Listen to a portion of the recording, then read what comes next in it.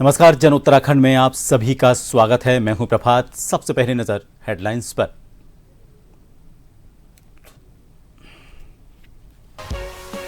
CM Dhami आज करेंगे विभागीय समीक्षा बैठक। मुख्य सचिव और अधिकारियों संग मंथन।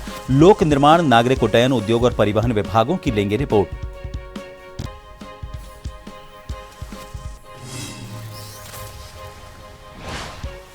भराड़ीसैंण विधानसभा क्षेत्र में 19 अगस्त से शुरू होगा मानसून सत्र। अधिसूचना जारी। विधानसभा अध्यक्ष ऋतु खंडूड़ी बोली, बेहतर तरीके से किया जाएगा संचालित।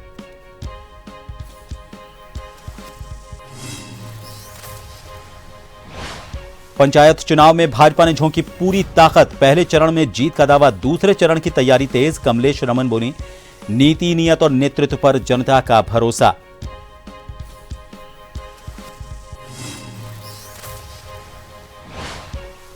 महिला कांग्रेस अध्यक्ष ज्योति रौतेला का सीएम धामी पर हमला। आदर्श ग्राम की हकीकत पर उठाए सवाल। बोली, गोद लिए गांवों की हालत देख फिर करें विकास की बातें।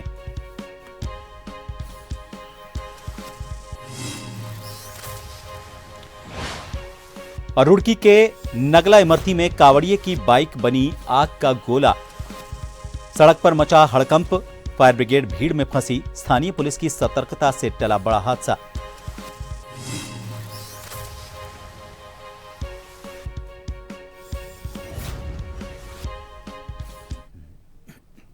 भारतीय जनता पार्टी ने गैरसैंण को उत्तराखंड की ग्रीष्मकालीन राजधानी घोषित कर उसे राजधानी के अनुरूप विकसित करने की दिशा में ठोस कदम उठाए हैं।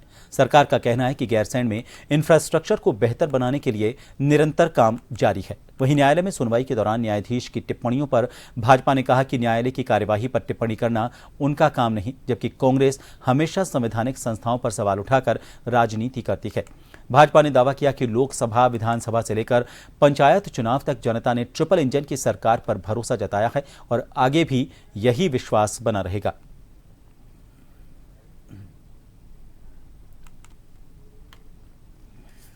देखिए, गैरसैंण को ग्रीष्मकालीन राजधानी बनाने का काम भारतीय जनता पार्टी की सरकार ने किया। ये पूरा प्रदेश जानता है। गैरसैंण में किस प्रकार से बेहतर इंफ्रा हो, किस प्रकार से गैरसैंण को राजधानी के लिए मुफीद बनाया जाए, इस पर हमारी सरकार बखूबी काम कर रही है। और रही न्यायालय की टिप्पणी की बात, तो माननीय न्यायाधीश हैं, वो सुनवाई के दौरान उन्होंने जो बातें कही हैं वो न्यायालय के एक न्यायाधीश के ज्यूरिडिक्शन का विषय है, न्यायालय के अंदर चलने वाली बहस और उसका विषय है। न्यायालय पर टिप्पणी करना भारतीय जनता पार्टी का काम नहीं है। कांग्रेस संवैधानिक संस्थाओं पर टिप्पणियां करती है। कांग्रेस संवैधानिक संस्थाओं के पर हमेशा प्रश्न चिन्ह लगाती है। तो चाहे न्यायालय हो, चाहे अन्य संस्थाएं हो, कांग्रेस का काम है कि जो संवैधानिक संस्था है उन पर टिप्पणी कर उन पर प्रश्न चिन्ह लगाकर राजनीति करना। पूर्व मुख्यमंत्री और कांग्रेस के वरिष्ठ नेता हरीश रावत ने उपराष्ट्रपति जगदीप धनखड़ के इस्तीफे पर सवाल खड़े करते हुए कहा कि आज उनके इस्तीफे की जो चर्चा हो रही है उसके पीछे का तात्पर्य कुछ और है। पूर्व मुख्यमंत्री हरीश रावत ने कहा कि उन्होंने संसद में रहते हुए जगदीप धनखड़ के साथ समय व्यतीत किया है। उनका स्वभाव सरल और विनम्र था। पूर्व मुख्यमंत्री ने कहा कि आज सिर्फ स्वास्थ्य कारण उनके इस्तीफे की वजह नहीं है, बल्कि जो समझ आ रहा है वो बिहार की राजनीति तक इस्तीफे की वजह मानी जा रही है। उपराष्ट्रपति श्री जगदीप धनखड़ जी का इस्तीफा, उसकी आकस्मिकता और समय का चयन दोनों कई तरीके के सवाल खड़े कर रहा है। मैं जितना सी जगदीप धनखड़ जी को जानता हूं, चंद्रशेखर जी के प्रधानमंत्रित्व काल में वो संसदीय कार्य का काम देखते थे। मैं उस समय पार्टी का व्हिप था, तो बहुत हमारा आपस में इंटरेक्शन रहा है। वो एक संघर्षशील, जुझारू व्यक्ति थे। स्वास्थ्य के कारणों से ऐसे व्यक्ति ऐसे समय में जब संसद का सत्र चल रहा हो और प्रधानमंत्री जी किसी विदेश यात्रा पर जाने वाले हों, तो वो त्यागपत्र नहीं देते हैं। वो अपने जीवन की चुनौती के साथ भी संघर्ष करते हैं।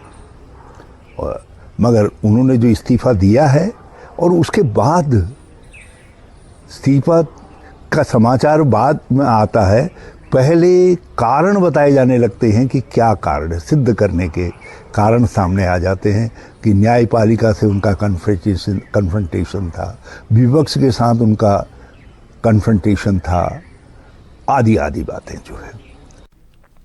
प्रदेश में पंचायत चुनाव को लेकर भाजपा ने पूरी ताकत झोंक दी है। पहले चरण के प्रचार में पार्टी के अधिकृत प्रत्याशियों ने कोई कसर नहीं छोड़ी और कार्यकर्ताओं ने भी उन्हें भरपूर सहयोग दिया।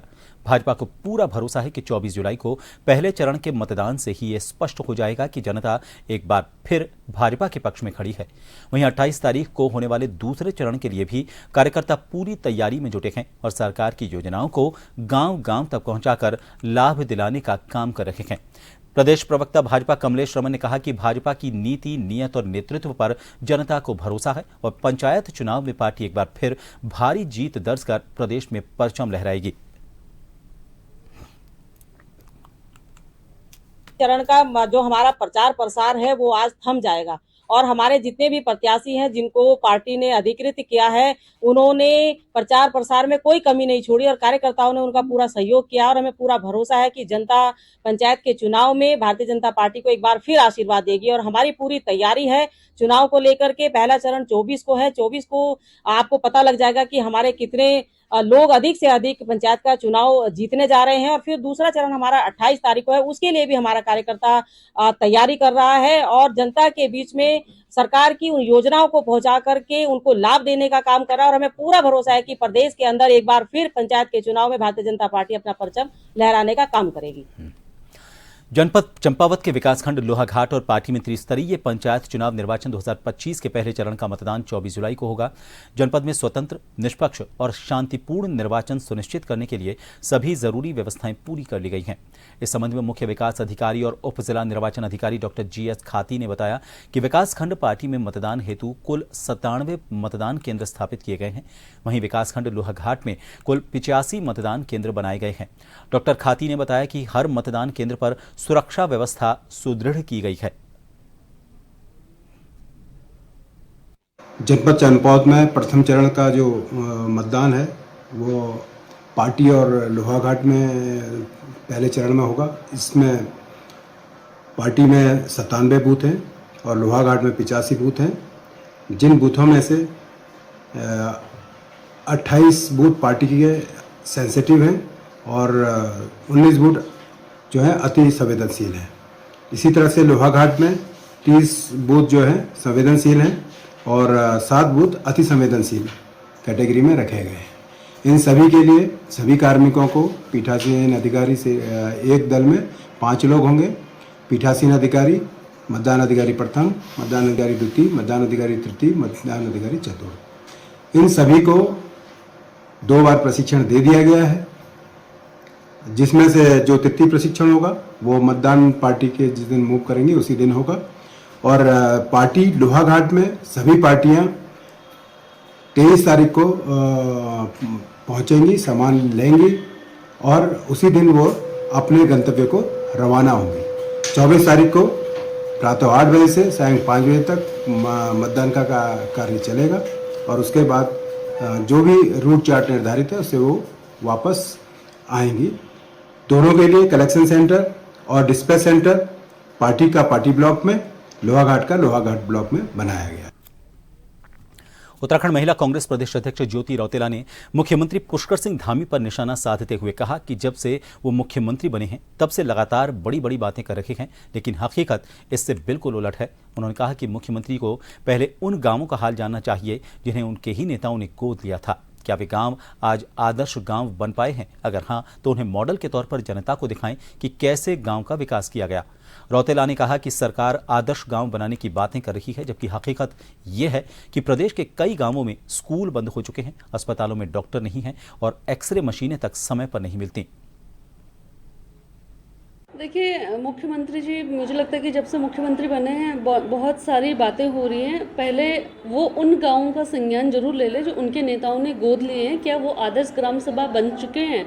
अगर वो आदर्श ग्राम बन चुके हैं तो कम से कम उनको वो एक पायलट प्रोजेक्ट की तरह, एक मॉडल की तरह लोगों को दिखाएं कि इस तरीके से हम लोगों ने ये गाँव का डेवलपमेंट करा। उसके बाद वो विकासखंड में एक गाँव को आदर्श गाँव बनाने की बात करें। जो सरकार गांव-गांव में स्कूलों को बंद कर रही है, जो वहाँ पे हॉस्पिटल्स में डॉक्टर्स नहीं दे पा रही है, अल्ट्रासाउंड एक्सरे की मशीन नहीं दे पा रही है, वो आज आदर्श ग्राम की बात कर रही है। मुख्यमंत्री मुझे लगता है कि सिर्फ अपनी छवि चमकाने की बात कर रहे हैं, लेकिन जहाँ विकास की बात है तो इस प्रदेश के लोग आज भाजपा की सरकार से बहुत परेशान हो चुके हैं। एक छोटे से ब्रेक के लिए रुकेंगे, बने रहिए जन टीवी पर।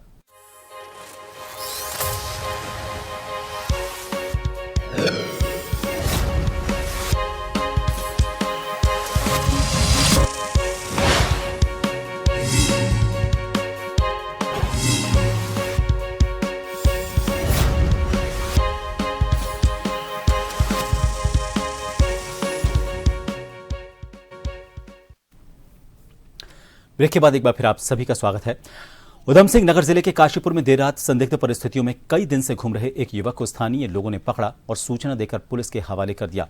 काशीपुर के वार्ड नंबर 10 लक्ष्मीपुर पट्टी मधुबन नगर क्षेत्र के अलावा अन्य वार्डों से भी ड्रोन कैमरे उड़ने की अफवाहों के बीच लोग रात भर जागकर पहरेदारी करते रहे।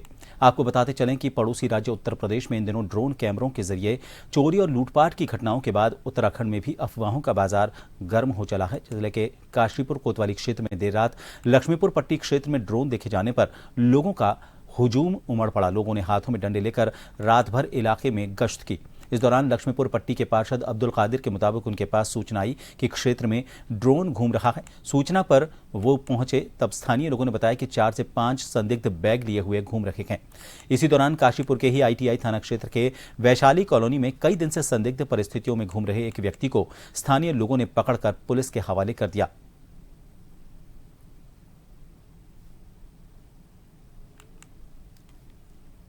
एक तो लगभग 4 से 5 घंटे से लाइट नहीं आ रही है और 11:30 का टाइम इस समय हो रखा है और मेरे पास मोहल्ले से सूचना आई कि एक ड्रोन कैमरा यहाँ पर उड़ रहा है और जब तक मैं वहां पहुंचा तो लोगों से और अफवाह फैली, या फिर उसको सच कह सकते हैं या अफवाह कह सकते हैं कि यहाँ पर जो है 4 से 5 लोग यहाँ दिखाई दिए जिन लोगों ने कंधे पर बैग डाल रखे थे।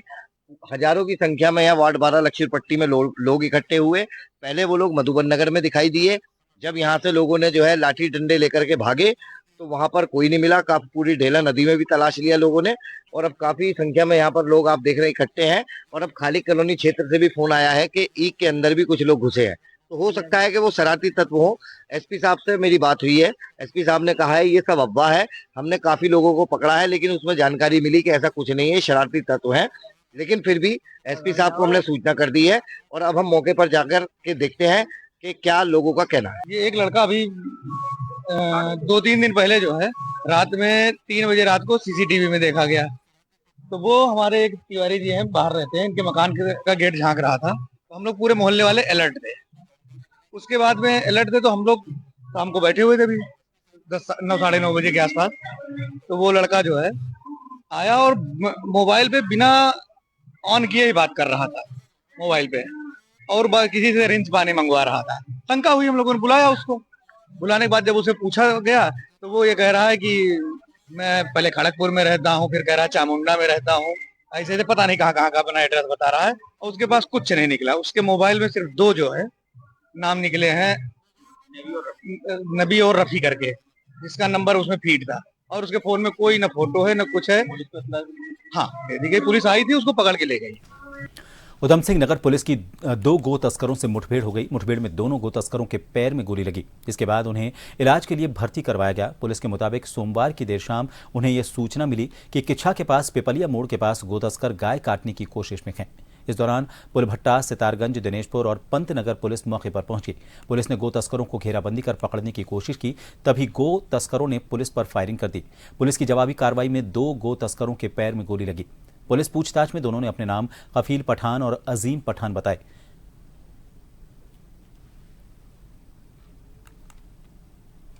किच्छा थाना क्षेत्र में ही बंगाली कॉलोनी है। वहाँ कुछ दिन पूर्व कुछ लड़कों के द्वारा एक गौवंश की हत्या की गई थी, जिसमें संबंधित धाराओं में अपराध पंजीकृत किया गया। उसके उपरांत एक विशेष टीम बनाई गई उस अपराध के अनावरण के लिए, जिसमें यह आज सूचना प्राप्त हुई कि कुछ लड़के जो कि उस बंगाली कॉलोनी की घटना में शामिल थे, आज पिपलिया मोड़ के पास किसी गौवंश को ले जा रहे हैं और उसे काटने का प्रयास कर रहे हैं। किच्छा इंस्पेक्टर के द्वारा क्षेत्राधिकारी को यह सूचना दी गई और कई थानों की पुलिस इसमें तुरंत शामिल हुई। उन तस्करों को जिन्होंने गौवंश की हत्या की, उनको गिरफ्तार करने के लिए घेराबंदी की गई। गिरफ्तारी से बचने के लिए उन्होंने पुलिस पर फायर किया। जवाब में पुलिस के द्वारा भी फायर किया गया, जिसमें वो घायल हुए। रुड़की के नगला इमरती के पास कावड़िए की बाइक अचानक आग का गोला बन गई। मंगलौर बाईपास पर कावड़ यात्रा के दौरान यह हादसा हुआ। भीड़ इतनी ज्यादा थी कि फायर ब्रिगेड की गाड़ी मौके तक नहीं पहुंच पाई। हालात बेकाबू होते दिखे, लेकिन स्थानीय पुलिस ने तत्परता दिखाते हुए आग पर काबू पाया। गनीमत रही कि हादसे में कोई जनहानि नहीं हुई।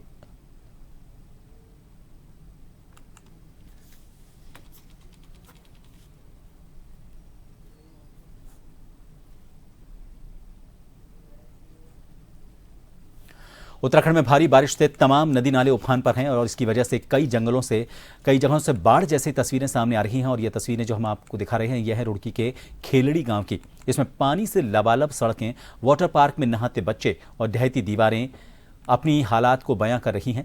गांव में पानी नहीं, भ्रष्टाचार घुसा है। इस पर राज्य के मुखिया सख्त हैं और ग्राम प्रधान और तहसील स्तर के अधिकारी पस्त और मस्तक हैं। आपको बता दें, पिछली बरसात में भी गांवों में पानी घुसा था, जिसमें कांग्रेस विधायक ममता राकेश और तमाम अधिकारियों ने जायजा भी लिया था।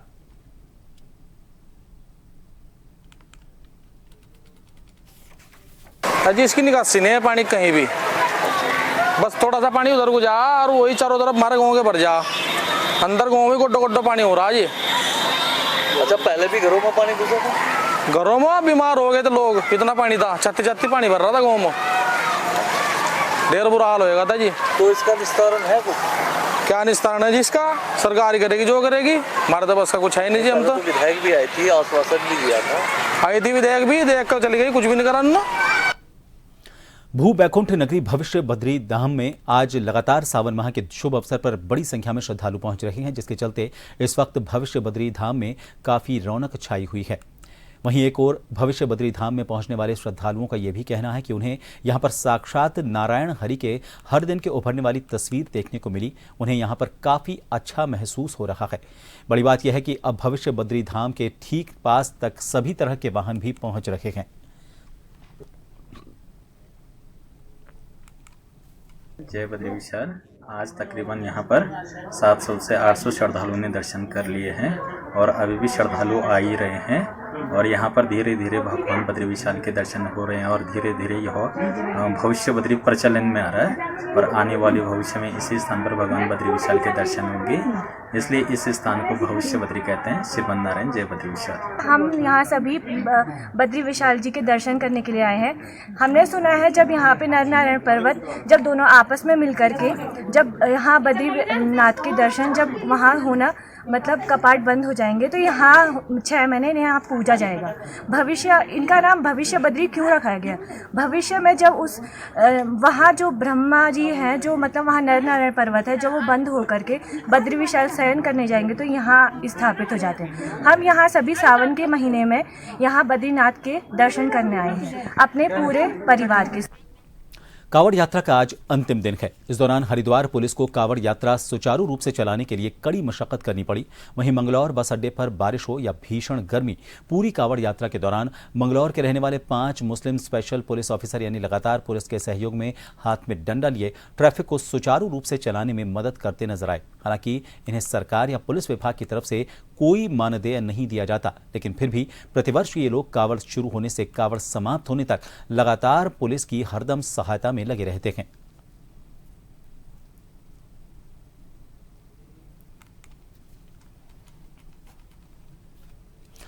तो कावड़ यात्रा का आज अंतिम दिन है और इसके चलते हरिद्वार दिल्ली मार्ग पर छोटे और बड़े वाहनों का तांता लगा हुआ है। डीजे के शोर से वातावरण गूंजता नजर आया और इस बीच पुलिस प्रशासन भी चप्पे चप्पे पर निगरानी करता नजर आया। रुड़की से मंगलौर तक हाईवे पूरी तरह से शिव भक्तों से घिरा हुआ देखने को मिला। गाजियाबाद से आए शिव भक्त ने बताया कि वो हरिद्वार से गाजियाबाद तक की डाक कावड़ लेकर निकले हैं और आज रात 12 बजे तक उन्हें गाजियाबाद के शिव मंदिर पहुंचना है, जहां वो अपना जलाभिषेक कर भगवान शिव का आशीर्वाद लेंगे।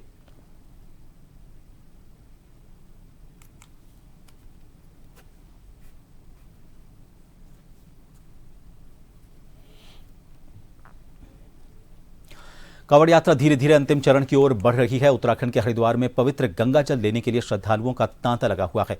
हरिद्वार जाने वाले सारे रास्ते श्रद्धालुओं से भरे हुए हैं। हर रास्ते पर बम भोले का जयकारा गूंज रहा है। इस साल कांवड़ यात्रा 23 जुलाई को समाप्त होगी। कांवड़ यात्रा धीरे धीरे अंतिम चरण की ओर बढ़ रही है। उत्तराखंड के हरिद्वार में पवित्र गंगा जल लेने के लिए श्रद्धालुओं का तांता लगा हुआ है। हरिद्वार जाने वाले सारे रास्ते श्रद्धालुओं से भरे हुए हैं। हर रास्ते पर बम बम भोले का जयकारा गूंज रहा है। पुलिस ड्रोन की मदद से सभी रास्तों पर कड़ी नजर रखे हुए है। ये कदम श्रद्धालुओं की सुविधा और सुचारू यातायात के लिए उठाया गया है।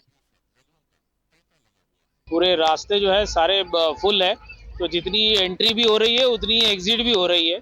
आज पूरा आप अगर हर की पैड़ी देखेंगे, हाईवे देखेंगे तो सारे एकदम फुल दिख रहे हैं। पुलिस जो है, मैं अभी स्वयं जो है पिछले 2 घंटे से पूरा CCR कंट्रोल रूम हरिद्वार से जो है पूरे सारे हमारे ड्रोन्स सारे चप्पे चप्पे पे हम लोग ड्रोन से नजर बनाए हुए हैं। सब जगह जो है जो प्रेशर पॉइंट्स है, क्रिटिकल पॉइंट्स है, उसको नजर बनाए हुए हैं और देख रहे हैं कि कहीं कोई मतलब चौकिंग या कहीं भीड़ या वैसा ना हो, फ्लो चलता रहे, कांवड़ का जो फ्लो है। पुलिस के मुताबिक कांवड़ यात्रा शुरू होने के बाद से 3 करोड़ से ज्यादा श्रद्धालु हरिद्वार आ चुके हैं। कितना कांवड़िया हरिद्वार पहुंचा है? देखिए, कल के आंकड़ों के मुताबिक करीब 3 करोड़ से ऊपर कांवड़ यात्री यहां से जल लेके जा चुके हैं। आज ये संख्या निश्चित तौर पर 3.5 करोड़ पार हो जाएगी। कांवड़ यात्रा शिव भक्तों की सालाना यात्रा है। वे हरिद्वार से गंगा जल लेकर अपने गृहनगर जाते हैं और वहां भगवान शिव के मंदिरों में चढ़ाते हैं। इस साल कांवड़ यात्रा 23 जुलाई को समाप्त होगी। और इन सभी खबरों के साथ फिलहाल के लिए इस बुलेटिन में इतना ही। नमस्कार।